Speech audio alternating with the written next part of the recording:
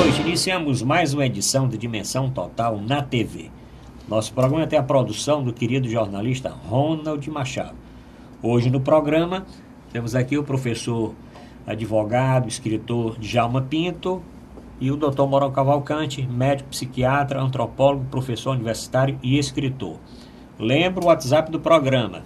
Mande sua mensagem, aqui é Fortaleza 85 99925 1122. Lembro também o meu portal na internet, portal@arrudabastos.com.br, para o telespectador rever qualquer um dos nossos programas anteriores. Doutor Djalma Pinto, essa semana nós tivemos aí duas pesquisas. Eu queria ver nesse primeiro bloco, vamos falar dessas duas pesquisas. Uma pesquisa Datafolha, que foi realizada de 20 a 23 agora de junho, e que dá para o presidente Temer 7% de aprovação.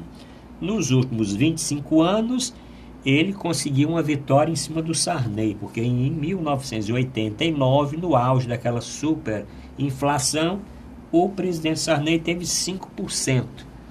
E aí, doutor Djalma? É um reflexo dessa postura pouco republicana com que ele vem se conduzindo. Infelizmente, o presidente Temer não teve a compreensão do grande papel que ele podia prestar, que ele podia desempenhar.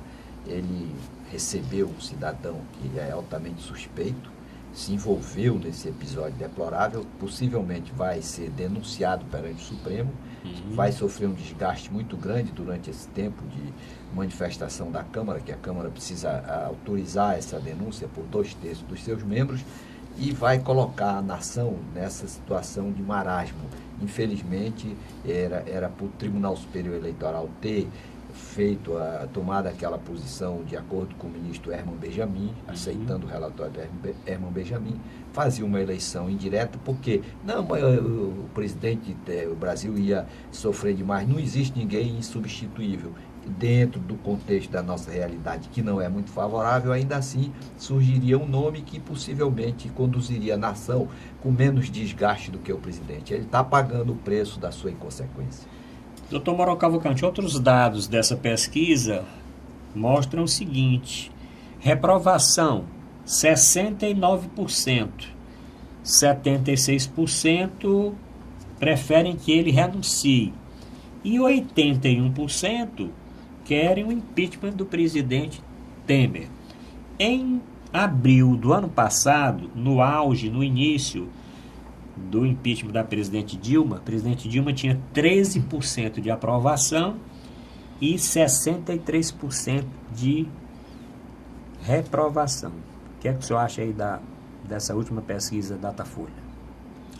Bom, a pesquisa, qualquer pesquisa, na realidade, talvez nós não devêssemos nem chamar de pesquisa, o tamanho da amostra. Eles fizeram uma amostra com 2.000 e tantas pessoas, em um país que tem 200 milhões. Não é uma pesquisa consistente. Talvez fosse melhor chamar de sondagem, por mais critérios que se apliquem na perspectiva científica, mas não é pesquisa, é uma sondagem, não é? Mesmo assim, é uma fotografia do momento. Garanto que na época, se fôssemos pensar, você gostaria de ter o Temer, nosso vice-presidente, como presidente? 80% diria. Aliás, isso já está na Bíblia. No domingo aplaudiram e fizeram a entrada triunfal em Jerusalém para aquele que antes do final da semana seria crucificado. Então, a natureza humana é um pouco dessa forma. Entretanto, o que nós devemos considerar é esse governo não tem mais legitimidade, não é legalidade. Do ponto de vista legal da lei, ele preenche os requisitos que foram a ele exigido. Ele era o vice-presidente, houve todo um processo nas instâncias judiciais, legislativas e tal, mas ele não é legítimo. Ninguém quer esse cara. Ademais, ele fica remendando, ajeita aqui, ajeita acolá. Como é que ele recebe alguém que na outra semana ele chama de bandido, ele recebe em sua casa, à noite, num ambiente privado, camuflado, e essa conversa é gravada. Chega agora a Polícia Federal à conclusão, realmente essa gravação, ela é autêntica, não tem nenhuma montagem, não tem nenhuma apara, é isso aí mesmo. E ele ainda fica, vou resistir até o fim de quê? Ele está comprometendo toda a nação, até a imagem do país, e não se manca. Se ele já tem idade suficiente para saber o que é errado, para saber que o que ele fez não deveria ter feito. Ele era o presidente da República, ele não poderia receber bandido, o bandido dizer uma porção de impropérios. Olha, eu fiz isso, eu fiz aquilo, eu dei dinheiro para esse, eu dei dinheiro para aquele, e ele não diz, saia daqui imediatamente, você está desrespeitando nada, foi conivente. E agora fica com artimanhas lidando com o dinheiro nacional, porque ele está comprando deputados, ele está comprando senadores para se manter. Aí vem outros interessados noutras fatias do queijo, dizer assim, não, mas nós não podemos quebrar a governabilidade. Mas quem diz como é que deve ser feito é a Constituição. E se a Constituição diz isso, é isso que nós temos que fazer. Afastá-lo, promover eleições. E se o que o Congresso vai escolher também não presta, tira. Mas pelo menos o país está dando uma resposta positiva. Aparece esse ministro aí, Gilmar Mendes, eu não fiz isso porque... O que é que ele fez? É bom que o telespectador saiba. Trouxeram uma ruma. Sabe o que é uma ruma? É um bocado, pacotes e pacotes de provas. E ele disse, não, isso aí ninguém vai botar isso aí não. Isso aí não precisa não. Para quê? Porque todo aquele material culpabilizava o presidente. Então, isso vai criar um transtorno. Como transtorno, cara pálida? Transtorno é cada brasileiro que trabalha, cada jovem que estuda, cada mãe que se esforça por educar seus filhos com princípios, os valores, ter a bofetada de um presidente que não se dá o respeito. Esse cara tem que ir embora, ele tem que sair. O presidente Fernando Henrique já disse, homem tenha um gesto de grandeza, mas eu acho que ele tem medo. Porque na hora que ele deixar a presidência, ele é um cidadão comum, aí o Moro, espero que o Moro pegue ele, né?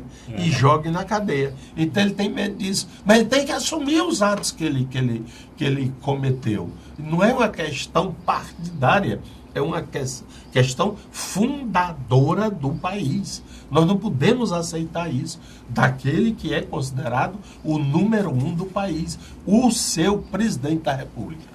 Professor Djalma Pinto, ainda nesse tema, daqui a pouco vamos passar para a próxima pesquisa. Nesse tema, eu citei aqui que 81% pedem que o presidente da Câmara, Marco Maia, né, ele bote para frente um desses pedidos de impeachment, né? Não, é o Rodrigo Maia, né? Bote para frente um desses pedidos. Acho que tem mais de 10, sei lá quantos tem, né?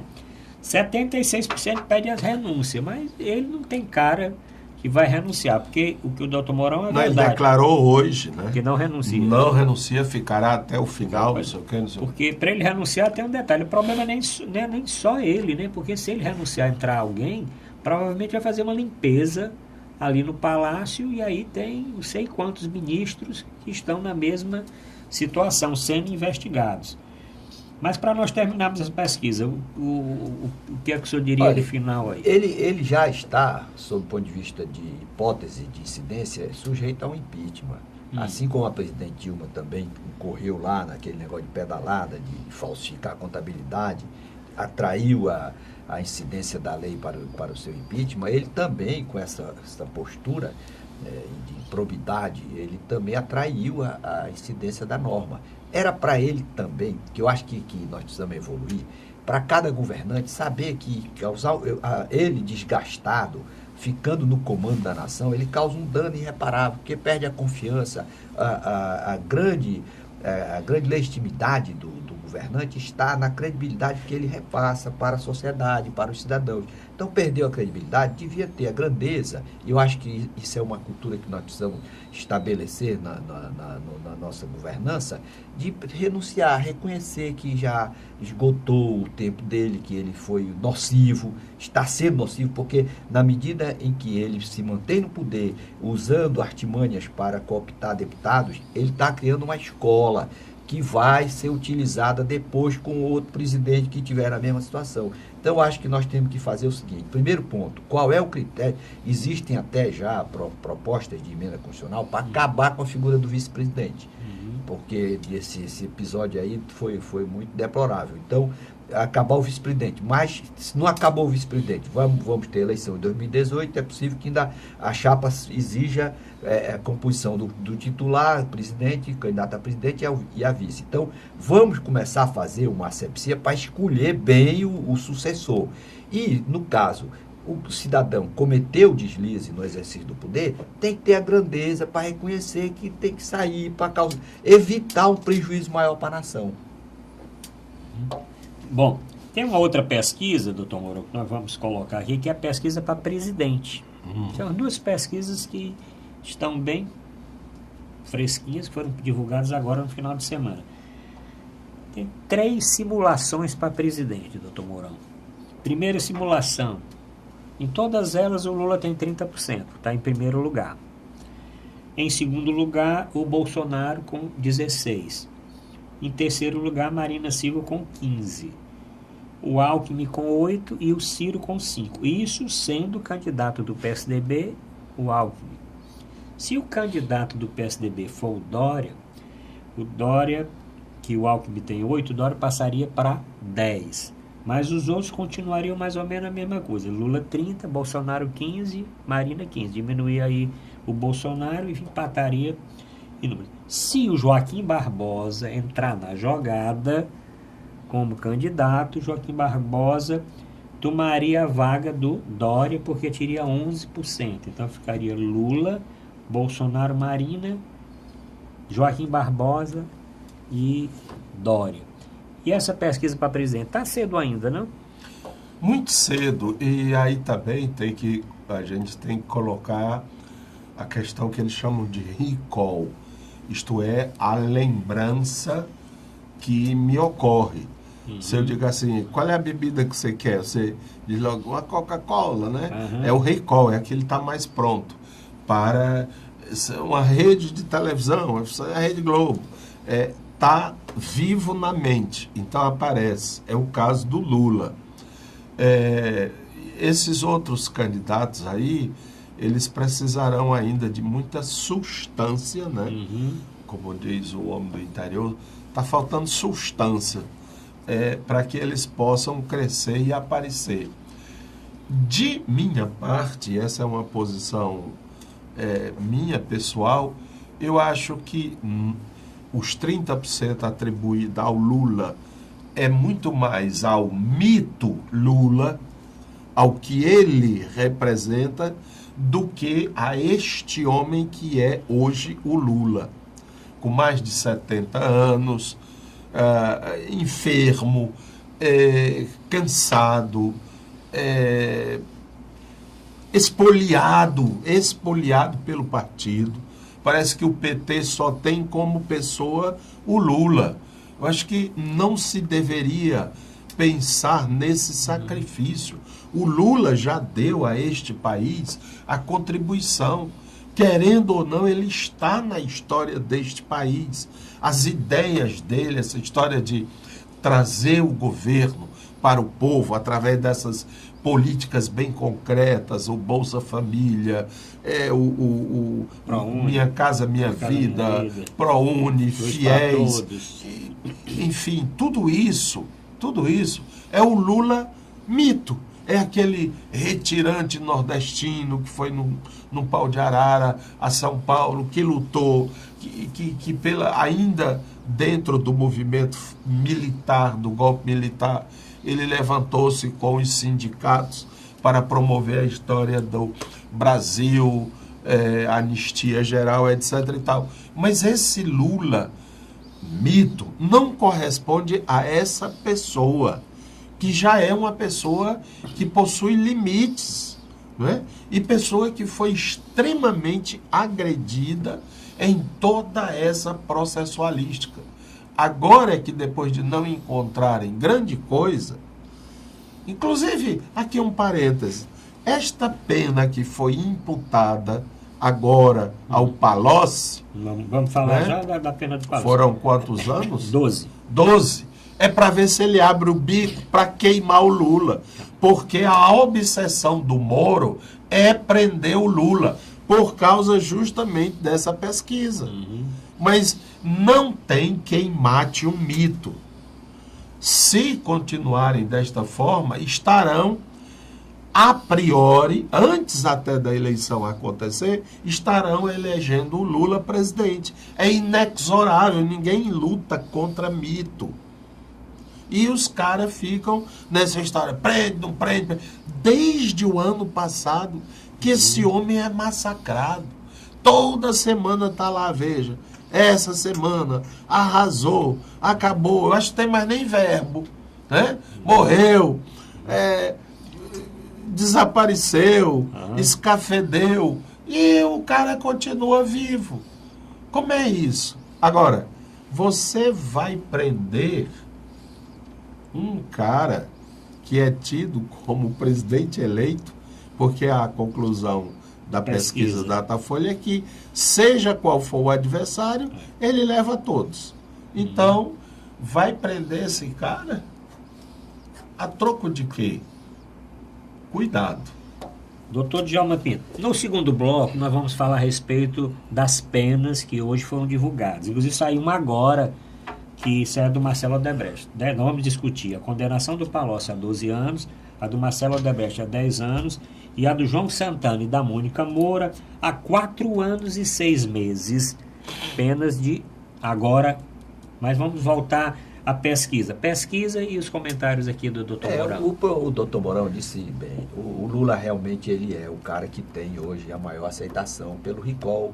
Ele colocou bem, eu acho que o meu Lula, ele comprometeu a história dele, porque ele está com 6 denúncias, é a mesma coisa do Aécio, não, estou perseguido, ninguém vai, por exemplo, quem é que vai fazer alguma ação contra o senador Cristóvão Buarque? Foi governador do Distrito Federal, passou, não tem nenhum processo contra ele, não fez superfaturamento de Estado. Mas ele não está ameaçando nada, né? Não, mas, professor, veja você, eu mesmo já votei no Lula. Eu até gostaria que o Lula fosse o cara que a história dele credenciou, que teve a contribuição social. Mas, por exemplo, você admitir que o BNDES deu 20 ou 18 a 20 bilhões para o JBS, é fato, está lá o documento. Então, não, está perseguindo. Um promotor está perseguindo, 2 promotores perseguindo, 6 promotores perseguindo em São Paulo, em Curitiba, em Brasília. Então, lamentavelmente, o que não é só o Lula, agora, para ser justo, o problema não é só o Lula, é uma cultura que o Brasil sedimentou, em que o poder é usado de forma inconsequente, sem o respeito à legalidade, à impessoalidade. Foi assim com Sarney, não deu nada. Foi assim com Collor, não deu nada. Aí o Lula chegou. E Aécio agora também, não, estou perseguido. O próprio Temer também é da mesma escola.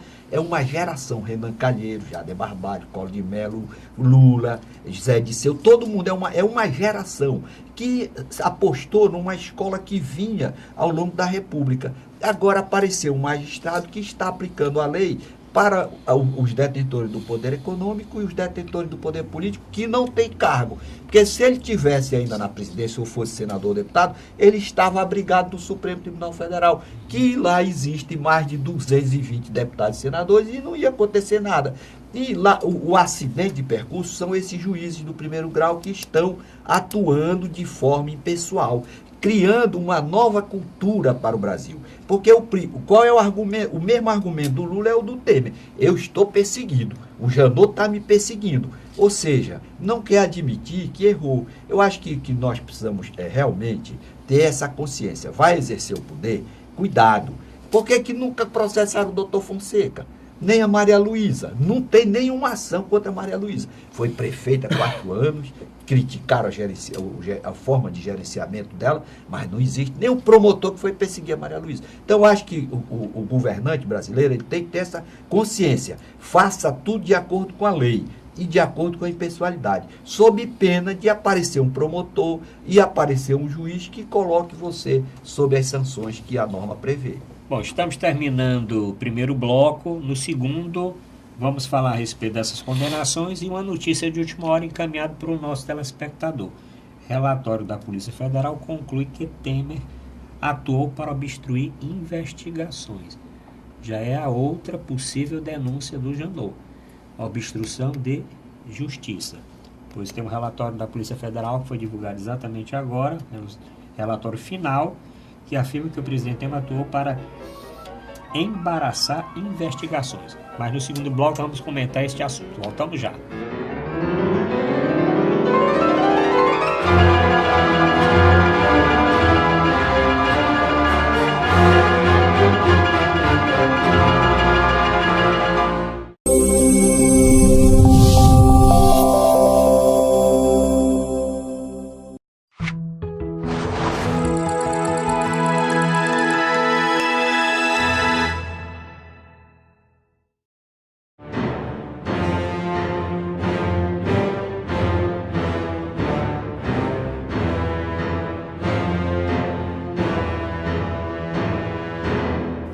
Apresentar Dimensão Total na TV. Nosso programa tem a produção e direção do jornalista Ronald Machado. Lembrando mais uma vez o WhatsApp do programa, que é Fortaleza 85 99925 1122. E lembro também o portal na internet para rever os programas anteriores, para assistir também o nosso programa ao vivo, só digitar portal@arrudabaixo.com.br, clicar no banner do Dimensão Total. O telespectador assiste o nosso programa e encaminha também sua mensagem. Professor Djalma Pinto e Dr. Mourão Cavalcante, eu falei das condenações. Condenação agora é de carrada? Só hoje 3. Palocci condenado a 12 anos, saiu 6 horas da manhã. Quando deu meio-dia, saiu João Santana e Mônica Moura, 4 anos e 6 meses, 1 ano e meio em regime fechado. E agora, há poucos minutos, Marcelo Odebrecht pega 10 anos. É de carrada agora essas... os processos... Eles ficam guardando e soltam assim por hora? É porque eles estão presos, né? Marcelo Odebrecht e o Palocci... Não, os 3 aqui estão. Não, o outro, Santana, está liberado. Pois é, mas quando o réu está preso, o processo tem que ter mais celeridade. Senão ele é liberado por excesso de prazo. Mas aí ele é preso e sai uma sentença, ele não pode ir para casa não? Esperar a segunda instância? Não, ele depende aí de como foi que foi pactuado aí essa delação, esse acordo, como foi que ficou estabelecido. Mas o que tem sido mantido é que o tribunal de Porto Alegre tem agravado as penas, inclusive, do Sérgio Moro. Tem vários casos lá que o réu recorre, o Ministério Público também, e o tribunal faz aumentar a pena. Então, o que se tem aí é que quando, no caso do Marcelo, ele já tem a delação e vai cumprir aí uma parte da pena em regime fechado, depois vai para casa. O publicitário do mesmo jeito, ia ter uma pena mais elevada, resolveu, porque a partir do Marcos Valério, todo mundo chegou à conclusão de que a opção menos ruim é fazer a delação. E esse Joerle Batista levou às últimas consequências. Foi tirar proveito, talvez até excessivo, da delação que fez. Doutor Mourão Cavalcante, é de ruma, né? Porque 12 anos para o Palocci, 10 anos para o Marcelo Odebrecht, e mais 4 anos e 6 meses para o João Santana, mais 4 anos e 6 meses para a Mônica Moura. Agora ele absolveu a mulher do Cunha, não é isso? Alegou falta de prova. Falta de prova para a mulher do Mas Cunha. o Ministério Público recorreu, e pode ser que o tribunal reformule esse Parece ponto da que sentença. disse que ela estava gastando dinheiro, mas não sabia que dinheiro era aquele que ela estava gastando lá no exterior. Doutor Manuel Cavalcante, essa ruma de... Bom, eu sinceramente acho que não é questão de cadeia 10, 12, 15 anos. Eu estaria mais interessado se no lugar dele dizer o Palocci foi condenado a 10 anos de cadeia, foi condenado a pagar 10 milhões de reais. E esse dinheiro será destinado às universidades públicas estaduais que estão passando por vexame. Esses, quanto é aí do João Santana? João Santana 4 anos e 6 meses. Quase 5 anos, 4 milhões de cada um, que eu daria a um orfanato de crianças que está aí abandonado, não sei o quê. Sabe? Essa história de vai ficar 5 anos, aí tem umas artimanhas que reduz, não sei o quê. Daqui 1 ano esses caras estão aí já engajados em uma próxima campanha eleitoral, ganhando fortuna para fazer novamente bandidos eleitos, sabe? E o dinheiro, quanto foi que esse julgamento conseguiu defender? Porque nós estamos discutindo aqui é que eles entraram com sede no erário, não é isso? Que tirado não sei quantos milhões, foi milhões e bilhões aí que confundia qualquer um. E quanto é que eles vão devolver? Vai ficar por isso? Mas parece que tem uma devolução, um amigo meu já disse, olha, eu com 40 milhões aí fora... Pode mandar me prender. Pode prender 3 anos, 4, 5 anos, para mim eu tiro de letra. Tem também uma multa? Tem multa e tem também o dinheiro apreendido. Por exemplo, o Palocci, salvo engano, tem 10 milhões já apreendidos. E o Sérgio Cabral, por exemplo, hoje está havendo um leilão dos 14 milhões, parece, da lancha. Então eles estão indo atrás do dinheiro. É claro que o fraudador, ele usa de todos os meios para dificultar a localização. Mas os países hoje já estão harmonizados para localizar o dinheiro. Inclusive a Suíça está também disponibilizando os dados e o Brasil tem recuperado, surpreendentemente, tem recuperado uma parcela do dinheiro. O que deve levar ao governante ou a quem exerce o poder em qualquer nível, legislativo, executivo, judiciário, é a convicção de que o crime já não compensa. Aquela certeza que se tinha de que passava o mandato, o cidadão era o mais pobre, depois ficava o mais rico da sua localidade, hoje já tem consequência. Então, se você quer ir para a vida pública para ficar rico, pense 3 vezes. É melhor você atuar na sua atividade privada e dormir tranquilo do que passar o vexame que as pessoas estão expostas hoje no Brasil. Eles diziam até que tinha alguns políticos que o apelido era Quinzinho, né? Quinzinho, ele queria 15% do que a empresa iria ganhar de propina, né? E que esse Quinzinho virou 0,3%. Que 0,3% hoje é o que é pedido, né? E ainda com muito cuidado. Isso aí que o professor Mourão está dizendo, que é isso aí, é o patrimonialismo, é usar o poder para extração de proveito pessoal, é vender o Estado. Isso é uma cultura sedimentada numa geração. Por isso que o Brasil é pobre. Nós temos que romper essa página, trazer a nova geração com essa convicção. Rapaz, vai ser um político para fazer o bem, fazer o melhor para a sua população, como Nelson Mandela. Entendeu? Um cara que podia ser o que quisesse na África do Sul, ser o dono da África do Sul toda, ou ser o mais rico de lá, mas não, preferiu fazer a composição e com o seu conceito preservar para as gerações. Nós temos que criar esse modelo de gerente que pense no bem comum e não pense no seu bolso, porque pode dar cana. Bom, ainda nesse bloco, ainda no tema local, doutor Mourão, bom, diga aí que eu vou colocar um outro tema. Uma vez eu vi uma frase, eles costumavam colocar ali na esquina do Colégio Santo Inácio, né? Uma frase bem jesuítica, que era assim... Desembargador Moreira com Antônio Salles. A frase era assim: se o mal... Se uma pessoa má soubesse como era bom ser bom, seria bom só por maldade. Pois é. Entendeu? Quer dizer, o Nelson Mandela hoje ele é um símbolo mundial. Aqui numa cidadezinha perdida do Nordeste do Brasil, tem um professor na televisão citando-o como exemplo. Hoje ele é o símbolo da África do Sul, né? Você fala África do Sul, Mandela, associa logo. Quer dizer, e se ele tivesse juntado esses milhões e bilhões? Hoje seria um grandíssimo sacana que espalhou como grandes ditadores lá da África, não é? Bokassa, Idi Amin Dada, esse pessoal todo que fica na memória como déspotas, não é? Como caras que são maus exemplos. Doutor Djalma Pinto. Mas tem coisa estranha, professor. Tem uma coisa estranha? No Jornal Povo dessa semana, não tem uma data que eu posso olhar, diz assim, um dos juízes pego vendendo sentença. Do Tribunal de Justiça.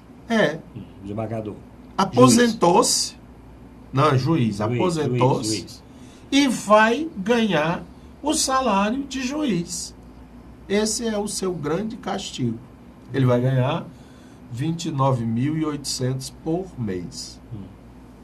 E se ele morrer? Se ele morrer, a mulher dele, a viúva, a senhora viúva, vai continuar recebendo. Foi o grande castigo do cara que vendeu a sentença para soltar traficante, bandido de abacate. Professor Djalma, você ouviu essa matéria? É um fato, existe. Com o Poder Judiciário é diferente?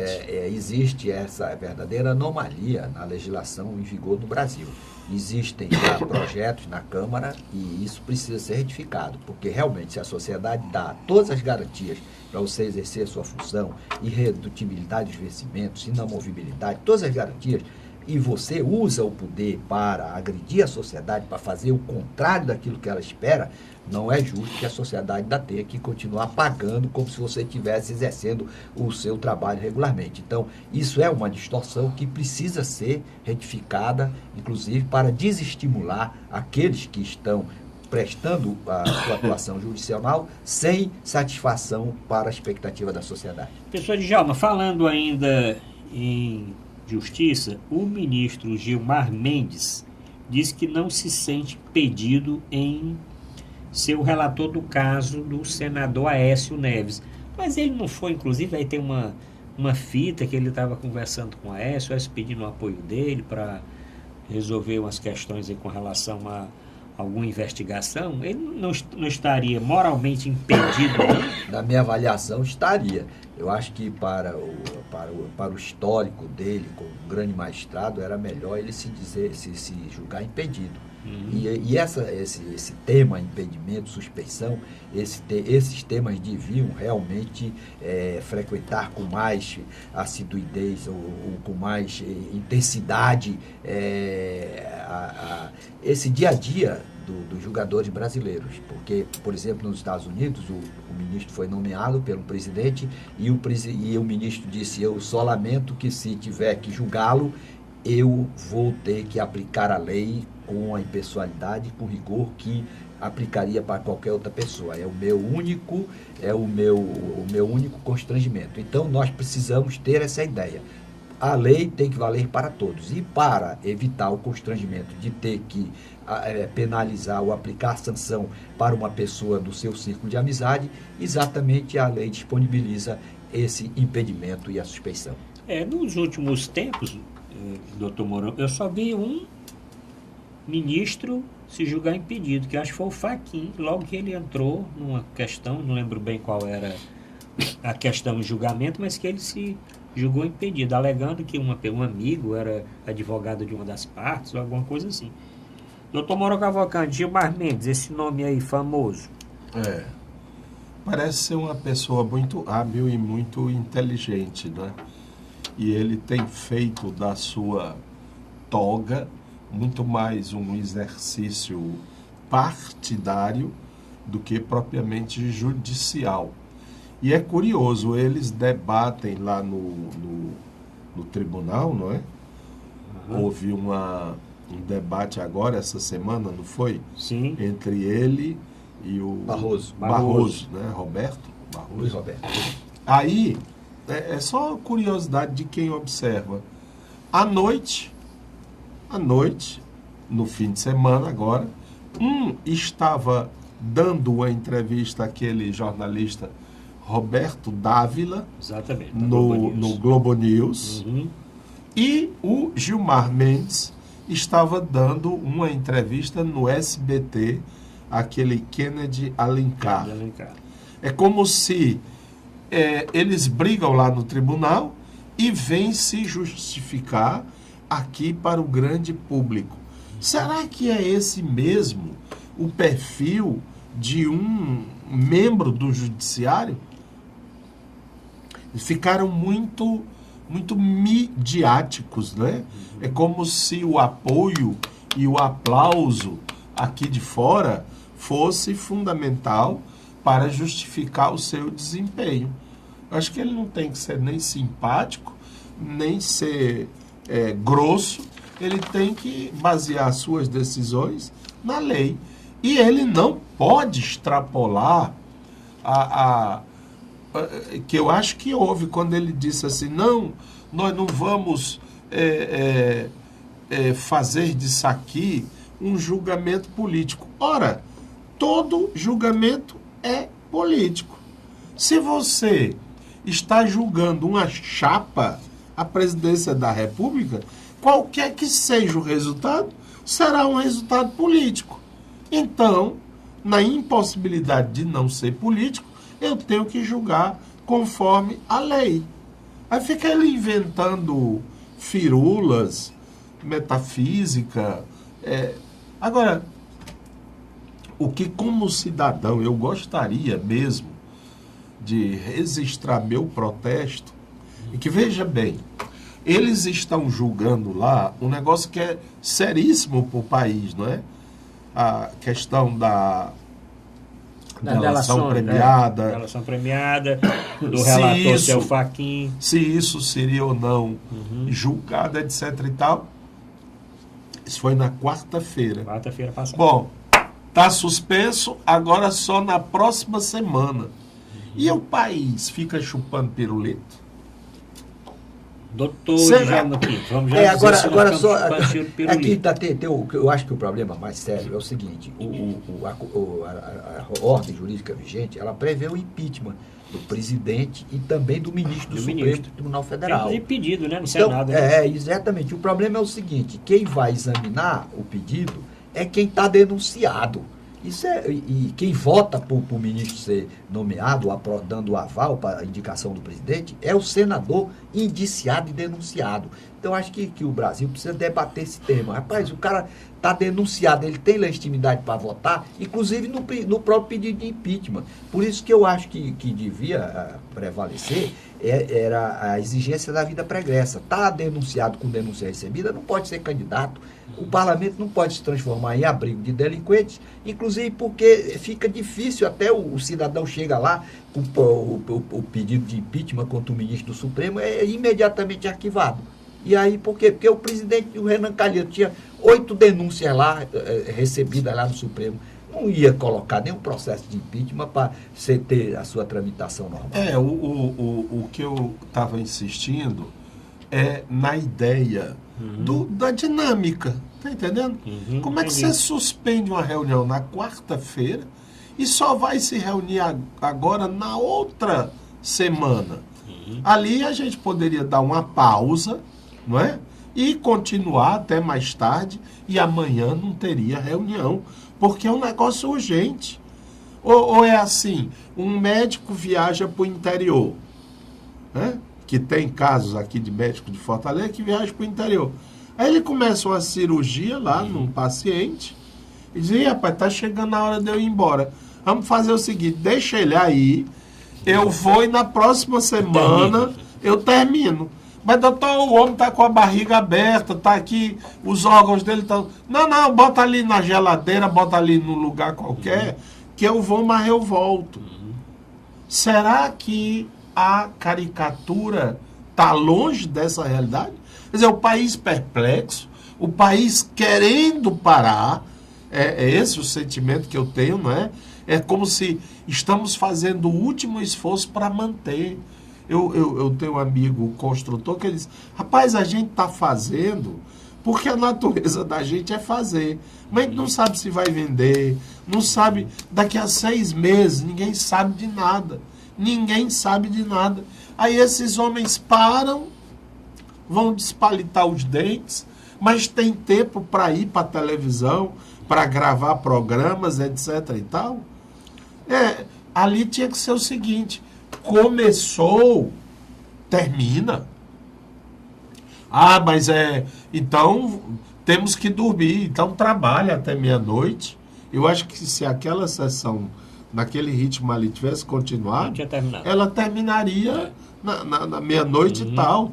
E deveria ter continuado por respeito ao país. Ou então o que eles estão fazendo não serve para nada.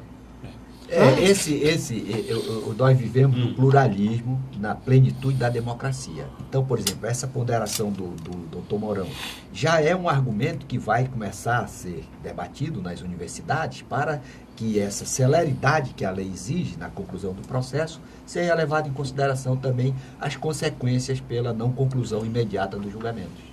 Estamos terminando o segundo bloco e o Dr. Mourão está falando o seguinte, foram 2 dias.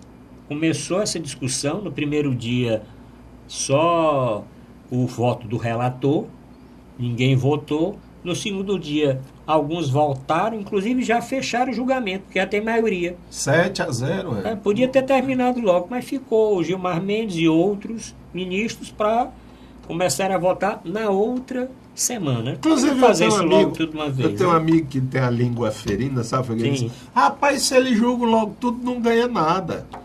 Então tem que parar e dizer, bom, doutor, e aí, como é? E tal. Eu digo, não, pai, mas foi 7-0. Ele disse, é para não perder o costume. 7-1. Bom, mas no terceiro bloco, o telespectador fique aí, porque nós vamos falar de ecologia, o aumento da temperatura no litoral cearense, nós vamos falar de economia. Agora, o senhor que tem dinheiro, se não quer correr o risco de ser assaltado, pode ir com um bolo de dinheiro lá no shopping e comprar com dinheiro vivo, que vai comprar mais barato do que se passar o cartão de crédito. Vai ser bom para os ladrões que vão ficar ali à volta dessas grandes lojas. E vamos falar também, doutor Mourão, uma coisa interessante. Tem uma pesquisa que comer batata frita 2 vezes por semana aumenta 2 vezes o risco de um infarto cardíaco. Vamos já falar nesse assunto. Voltamos já.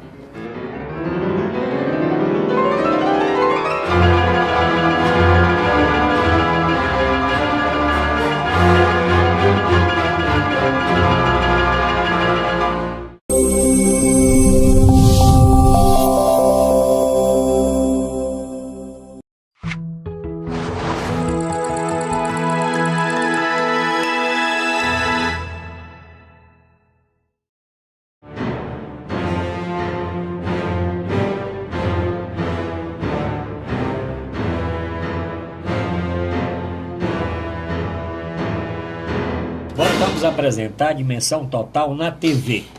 Nosso programa tem a produção do jornalista Ronald Machado. Lembro mais uma vez o WhatsApp do programa e agradeço as centenas e centenas de mensagens todos os dias. Hoje, inclusive, estamos comentando nesse terceiro bloco esses temas, porque telespectadores encaminharam essa pauta. Encaminhe para a próxima semana. Aqui é Fortaleza 85. Olhe o número aí. 999 25 11 22.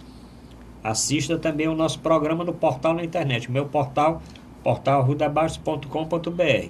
Reveja os programas anteriores, leiam as colunas que estão postadas e as últimas notícias. Dr. Mourão Cavalcante, comer batata frita 2 vezes por semana aumenta em dobro o risco de um ataque cardíaco. Isso é uma pesquisa que foi realizada durante 8 anos com 4.400 pacientes entre 45 e 79 anos de idade. E foi constatado exatamente esse aumento desse risco para doença cardíaca. E agora? Os nossos telespectadores vão continuar comendo. Eu sei que nesse horário tem muito telespectador aí comendo batata frita. E como o nosso programa vai à segunda, quarta, sexta e domingo, é bom revezar. Um é batata frita, no outro dia come uma maçã, no outro dia come outra coisa, né, doutor Bruno? Já tem um slogan, inclusive, para a campanha, né? Não coma fritas que você fica frito, né? Ou então não coma fritas que você vai se fritar. Eu não entendo é porque exatamente as fritas, quer dizer, batata frita. Pois é, essa pesquisa foi em cima das batatas fritas. Até hoje, tanto para a nutrição, gastronomia, como para a própria medicina, o mais significativo em termos de saúde é a questão do óleo, né? O óleo da batata frita. E se condena muito os restaurantes, porque ninguém tem fiscalização sobre o óleo. E o óleo usado muitas vezes em fritura, ele torna-se o que se chama óleo saturado. E o seu metabolismo fica alterado. Isso compromete as funções hepáticas, circulação, colesterol, etc. e tal. Mas existem hoje equipamentos em que você faz essas fritas em panelas ou caçarolas, um tipo especial, que não precisa o uso de óleo.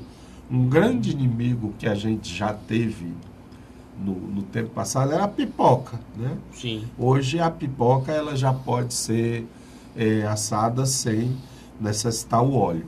Na realidade, o maior inimigo aí é o óleo. Os belgas gostam muito de comer moule. Moule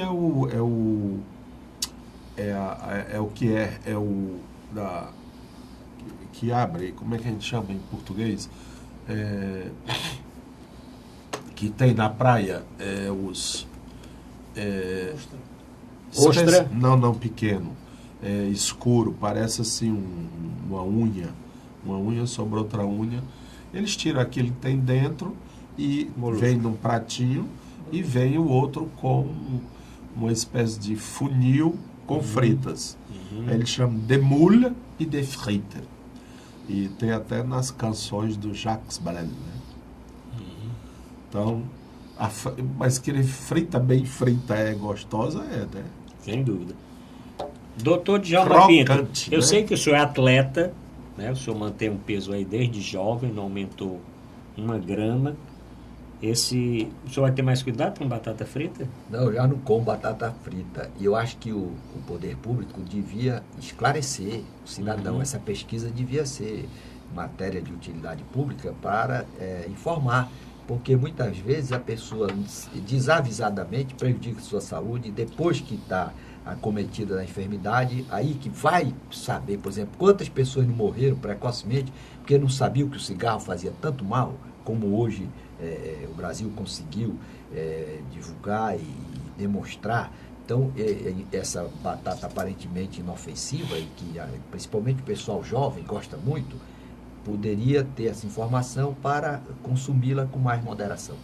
Então, a pesquisa é o seguinte, realmente está, como o doutor Mourão falou, o óleo não é a batata em si, mas o óleo é que é o grande culpado por ter gordura trans. Essa gordura trans vai aumentar exatamente dentro desse metabolismo, o colesterol, os triglicerídeos, e vai levar à insuficiência coronariana, etc. E também não é no outro dia, né, professor? Não é no outro dia. Isso aqui é durante muitos anos, né? A outra coisa é a obesidade. Você está ali comendo batata frita, sem fazer nada, só comendo batata frita, no lugar de estar jogando futebol, no lugar de estar nadando, fazendo alguma caminhada, alguma coisa desse tipo. Então, a obesidade, o sedentarismo e o óleo da batata frita são os grandes vilões nessa pesquisa. É porque a batata, ela permite a entrada em seu organismo de 2 vilões, o óleo e o sal. Você não come batata frita sem sal, não é? Não. Então, aquele sal e aquele óleo, a batata é só para disfarçar. O que você vai engolir mesmo é óleo e sal, que são 2 terríveis inimigos do ser humano. Bom, então aí vai o cuidado. Utilize outra coisa que não seja batata frita. Sabia que cachorro não come batata frita? Não, o cachorro lá de casa. Não, lá em casa também o cachorro não come batata frita, não. Ele sabe mais. Ele é mais sabido do que a gente. Bom, passando para a ecologia, mudança climática deixará o litoral do Ceará mais quente, professor Djalma Pinto. Esse efeito pode também elevar o nível do mar e ampliar ainda mais a erosão. Isso foi um estudo de impacto da vulnerabilidade e adaptações das costas brasileiras. E aí, quem está na beira do mar vai ficar com problema? É porque, de um modo geral, as pessoas não acreditam nos danos que determinadas ações do mundo, do homem, causam. Esse presidente dos Estados Unidos, um empresário bem-sucedido, mas tem ainda uma mentalidade atrasada. E muita gente está pagando caro, e talvez aqui os habitantes dessas regiões costeiras do Brasil também acabarão sendo vítimas dessa irresponsabilidade, dessa falta de solidariedade, em última análise, porque você, quando causa dano ao meio ambiente, você está prejudicando a humanidade, prejudicando as populações que vão sofrer as consequências daquela degradação no ambiente. Doutor Mourão, e aí? O senhor é igual ao Trump? Não acredita em aquecimento global? O Trump é doido, rapaz. Ele não tem juízo, não. Aliás, saiu uma reportagem extraordinária em uma revista francesa, ela chama Slate, sobre a loucura dos soberanos. E na Idade Média, o que tinha de rei doido, porque havia muita endogamia, né? Parente casado com parente, primo com prima, tio com sobrinho com um irmão, não sei o que e tal. E aí aconteceu muitas doenças. E estes reis, como eles eram ungidos, aquela família como uma família ligada a Deus, não é? Tinha uma ligação, ninguém podia derrubá-los. É mais ou menos como se crê o Temer, né? Ele é ungido, então ele não pode ser derrubado. Aí inventaram a figura dos tutores, que eram aqueles conselheiros que acabavam assumindo, e o rei era só um folclore. A evolução fez de modo que hoje, por exemplo, na Europa, existem países que são monárquicos, mas que eles estão lá mais como representantes dessa estabilidade e continuidade do Estado. É o caso, por exemplo, muito conhecido, da rainha da Inglaterra. Uma mulher que, apesar de ter mais de 90 anos, ela ainda é o símbolo da unidade nacional. A família real, que, aliás, o nosso querido e perfumado Temer, parece que ele gosta de um perfumezinho, ele chamou o nosso rei da Suécia na Noruega, né? Ele andou misturando. Ele trocou. Aliás, isso pode ser tudo, excesso de benzodiazepínicos. Pode, eu acho que sim. O Lexotan demais dá essas misturas aí. Aliás, eu não sei mais nem qual era o assunto que você perguntou. Não, eu estava falando aqui você foi falar se o Trump era doido, eu fui sair para na mudança climática. Olha, eu acho interessante isso assim. Você olha o mar, se você pegar um avião assim entrando, né, rumo à África ou rumo à Europa, é mar. Aí você tem aqui na praia 4 metros de distância para a praia, não é? Rapaz, tu não tem medo que aquela água zona todinha venha para cá, não? Porque para o mar deslocar 3 metros, dada a quantidade de água, não é nada. Então é como se a gente estivesse constantemente soltando o mar. Tá entendendo? Há uma previsão de um terremoto aí, que desses próximos 50 anos, que vai ocorrer em determinado local aí do oceano, que vai empurrar essa água e vai causar danos irreparáveis para algumas cidades costeiras. Agora, essa notícia aí que você está divulgando, sim, é porque as geadas, né, a água, ela se prende muito no gelo nas geleiras lá do polo, tanto né? nos polos, né? No norte como no sul. Mas à medida que a terra vai esquentando, essa água vai indo embora. E aí aumenta o nível do mar.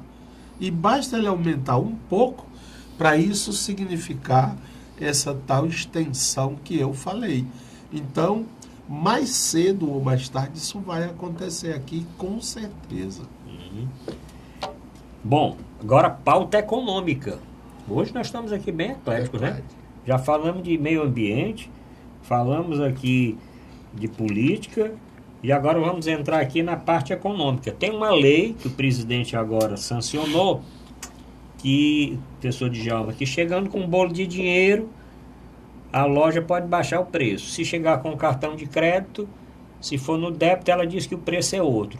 Se pedir que seja no débito, ela bota outro preço.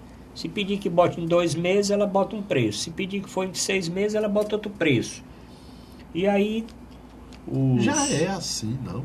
Mas não pode, porque a lei, né, o Código do Consumidor não permite que isso possa acontecer. Tanto que você vai num posto de gasolina para abastecer, se você chega lá e dá uma nota de 100, a gasolina é um preço. Se você botar o cartão de crédito, a gasolina é para ser o mesmo preço. Isso vem modificar, inclusive, tanto que os defensores do Código do Consumidor não estão gostando muito desta coisa aí. Deixa que vai ficar um negócio meio assim, baldeado, não sabe que resultado vai ter isso. E vai prestigiar aquele que tem mais disponibilidade financeira, né? Quem tem o dinheiro para pagar naquela hora. Só que vai ter o efeito colateral. Você vai andar com dinheiro no bolso, vai correr sério risco de ser assaltado. Porque cheque ninguém quer. Então o cara tem que ir com dinheiro no bolso. Para comprar em dinheiro não adianta comprar em cheque. Tem que ser com dinheiro. É uma intervenção do Estado na atividade econômica, que eu não sei qual vai ser o efeito em termos de utilidade para o consumidor, porque o certo seria o preço da mercadoria ser o mesmo, tanto para o cartão como para o dinheiro. E o que era mais importante eu acho que em termos de, nós vamos ter eleição para o ano, a primeira coisa que todo candidato devia se comprometer era baixar a inflação. Porque não existe coisa mais nociva para uma população do que o aumento da inflação. E a coisa mais gratificante que existe é você ir em qualquer país, num ano, voltar no ano seguinte e o preço daquelas coisas, dos objetos, ser o mesmo. Isso é muito gratificante. Eu acho que o que mais importante para que o Estado devia se preocupar mesmo era ter um controle permanente da inflação, e tudo isso ficava para segundo plano, porque quando o preço está estabilizado, você não vai ter essa preocupação de saber se vai pagar com dinheiro ou com cartão, o consumidor sempre estará prestigiado. Doutor Mourão, o senhor vai agora encher os bolsos de dinheiro para comprar as coisas? Não, eu acho que aí, nesse negócio, pode ser que eu esteja vendo chifre em cabeça de cavalo. Mas isso aí é uma guerra que está por trás. O que tem crescido assustadoramente em nosso país, e por extensão no mundo, mas no Brasil foi muito mais, isso já houve no exterior, está acontecendo aqui agora, é que praticamente nós não temos mais. Pode olhar, você fique num supermercado, qualquer lugar, quando as pessoas vão pagar, elas pagam hoje algo em torno de 70% cartão de crédito. É verdade. Ou mais, 80%.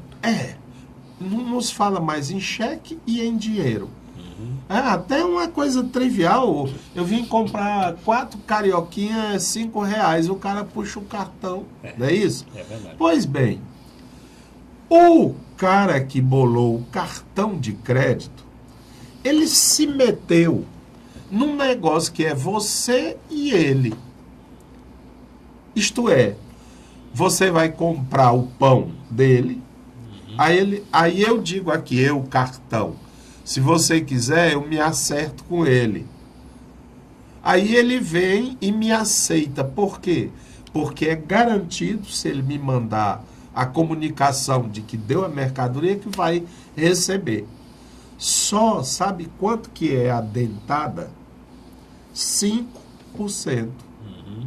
E, além disso, o cartão não lhe paga automático. Ele passa uns 15, 20 dias dizendo que é o processamento do sistema. Moral da história: os cartões de crédito, as bandeiras chamadas, estão ganhando de pá, assim, porque eles se metem numa coisa que eles não fizeram um lance para produzir aquilo, né? Você, coitado, tem que plantar o arroz, o feijão, buscar lá na Ceasa, no Ceasa.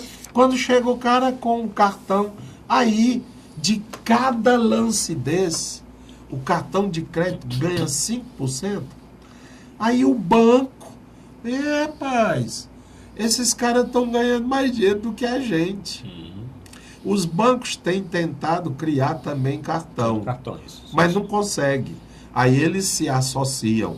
Aí você tem Banco do Brasil, pode ser Visa, Mastercard ou American Express. Mas ali é um acordo entre cavalheiros. Quer dizer, ao invés do tal 5% que o cartão ganhou, ele vai dar 2% para o Banco do Brasil e fica com 3%. Para nada. Para nada. E aí, agora deve ter começado uma briga entre o banco e o cartão. Lógico que quando você impõe a compra no dinheiro, você está dizendo, não leve o cartão não. Precisa de cartão não. E aí você é um grande serviço que está prestando ao consumidor minhocas. Você vai continuar refém. É porque, em tese aí, professor Mourão, devia diminuir pelo menos 5%, né? O dinheiro que o comerciante iria pagar para o cartão, ele podia abater no produto. Mas ele abate. Abate? Se você falar, a não ser essas que dizem, não, mas o sistema não autoriza. Depois eu quero falar com esse cara, chama ele aí. Né? Não tem negócio de um sistema? É porque aí, isso aí contribuiria até para reduzir a inflação, em última análise. Claro, 5% é o que o cartão cobra. E se eu pagar à vista, meu irmão? Aí tem lojas mais regionais que o gerente pode decidir. Às vezes ele próprio é o dono. Ele, não, nós podemos dar 5%. Agora, quando é uma rede nacional, aí tem que pedir ao sistema e o sistema não autoriza. Bom, infelizmente chegamos ao final do programa. Professor Djalma, professor Mourão Cavalcante, agradecendo a audiência. Olha o tema, sempre o terceiro bloco é encaminhado à pauta pelos nossos telespectadores. Aguardo, então, a pauta da próxima semana. É isso, professor Djalma? Exatamente. Bom, o Mourão Cavalcante, tudo bem, né? São temas bem interessantes. Vamos falar disso também. Bom, obrigado a todos. Fiquem com Deus e até a próxima semana.